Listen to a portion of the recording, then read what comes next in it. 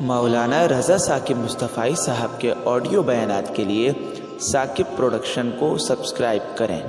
جزاک اللہ۔ کہ رسول رحمت شفیع معظم صلی اللہ علیہ وآلہ وسلم نے ارشاد فرمایا کہ بے شک شعبان کی نصف شب کو اللہ تعالی جل شانہ نزول اجلال فرماتا ہے، جلوہ فراز ہوتا ہے اور اپنی ساری مخلوق کی مغفرت فرما دیتا ہے۔ چند لوگوں کے بارے میں فرمایا گیا کہ وہ اس بابرکت رات کو بھی نہیں بخشے جاتے، باقی اللہ تعالی جل شانہ اس رات کو تمام گناہگاروں کو جہنم کی آگ سے آزاد کر دیتا ہے۔ سیدہ عائشہ رضی اللہ تعالی عنہا سے مروی ہے، فرماتی ہیں کہ ایک رات میں بیدار ہوئی تو رسول رحمت صلی اللہ علیہ وآلہ وسلم کو بستر پر نہ پایا، تو میں حضور کو ڈھونڈنے نکلی تو آقا کریم علیہ السلام تشریف لائے تو حضور علیہ السلام نے ارشاد فرمایا، عائشہ بے شک آج کی وہ بابرکت رات ہے، ان اللہ تعالی ینزل لیلۃ النصف من شعبان، کہ اللہ تعالی نصف شعبان کی رات کو نزول فرماتا ہے الی السماء الدنیا، آسمان دنیا پر، فیغفر لاکثر من عدد شعر غنم کلب، بنو کلب کی بکریوں کے بالوں کے برابر گناہ گاروں کو جہنم کی آگ سے آزاد کر دیتا۔ قبیلہ بنو کلب عرب میں ایک ایسا قبیلہ تھا جو بہت زیادہ بھیڑ بکریاں پالتے تھے، ان کی بکریاں باقی لوگوں کی بکریوں کی نسبت زیادہ تھیں، تو یہ کثرت کی طرف اشارہ ہے کہ اتنے گناہ گاروں کو اللہ تعالیٰ جہنم کی آگ سے آزاد کرتا ہے، تو اتنے بڑے قبیلے کی اتنی بکریوں کے بالوں کے برابر جہنم کی آگ سے آزاد کر دینا گناہ گاروں کو، یہ اس بات کا اظہار ہے کہ کوئی بھی گناہ گار اللہ کی رحمت سے محروم نہیں رہتا، سارے گناہ گار بخشے جاتے ہیں۔ حضرت سیدنا علی المرتضی رضی اللہ تعالی عنہ سے مروی ہے،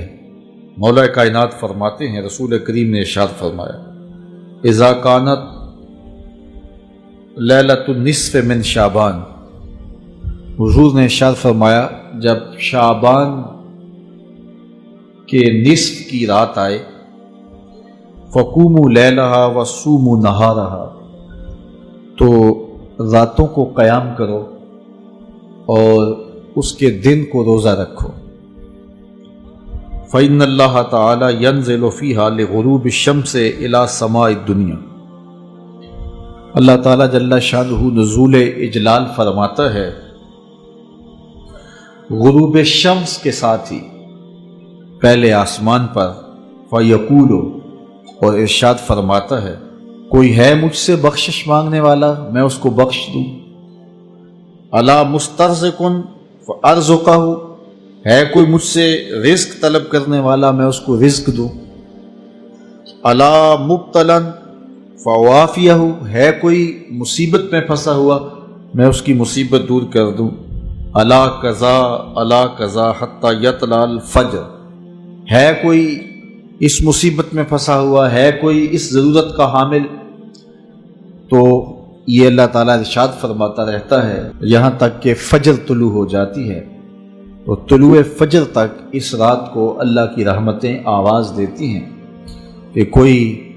مانگنے والا ہو تو دست طلب دراز کرے، میں اس کی جھولی خیرات سے، برکات سے، انوار سے، رحمتوں سے بھر دوں، تو اس کی رحمتیں خاص طور پہ شب برات کو آوازیں دیتی ہیں اور بندوں کو پکارتی ہیں کہ کوئی رحمتوں کا طالب ہو، کوئی کرم نوازیوں کا سوالی ہو،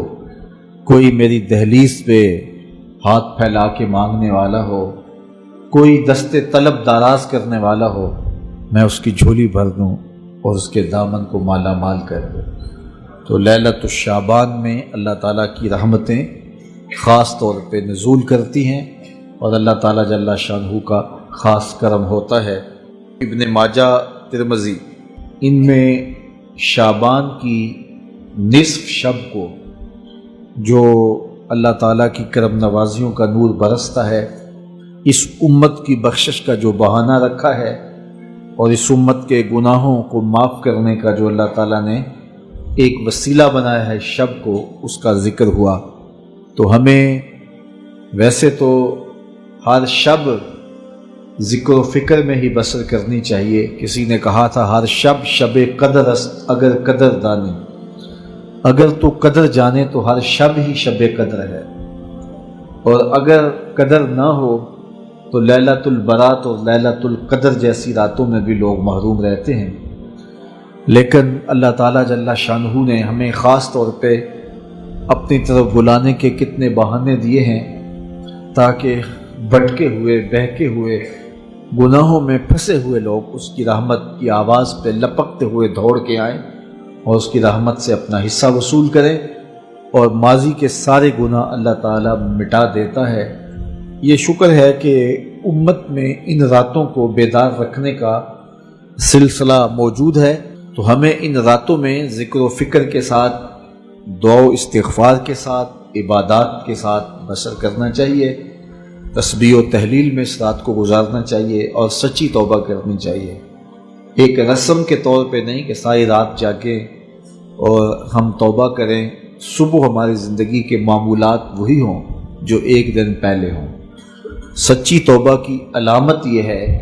کہ انسان کی زندگی بدل جاتی ہے۔ سچی توبہ کی شرائط ہیں کہ ما قبل سے توبہ کرے اور آئندہ ان کاموں کے نہ کرنے کا عزم مصمم کرے، اور جب اس پہ قائم رہے گا تو پھر اس کی توبہ قبول ہے۔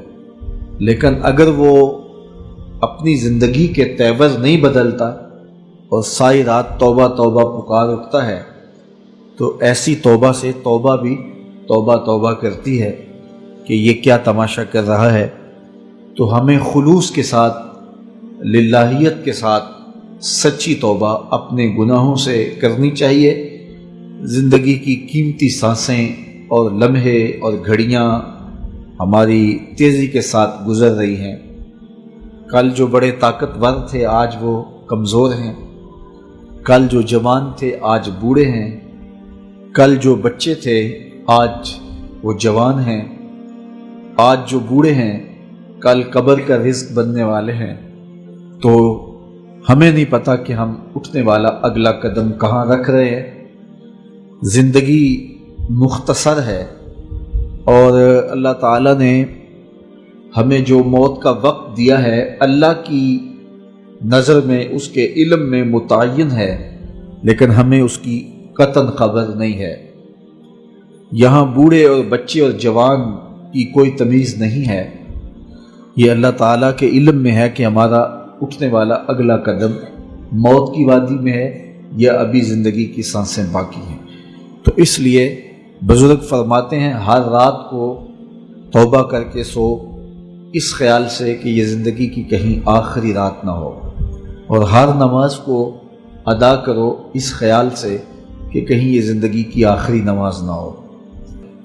تو مجھے اور آپ کو اپنی آخرت کے لیے سخت فکر مند ہونا چاہیے اور ہمیشہ اللہ کی حضور رجوع، توبہ اور انابت سے اپنے گناہوں کی معافی کا سوال کرنا چاہیے، اور اپنی زندگی کو ہر طرح سے جو ہے وہ منظم اور مرتب کرنا چاہیے۔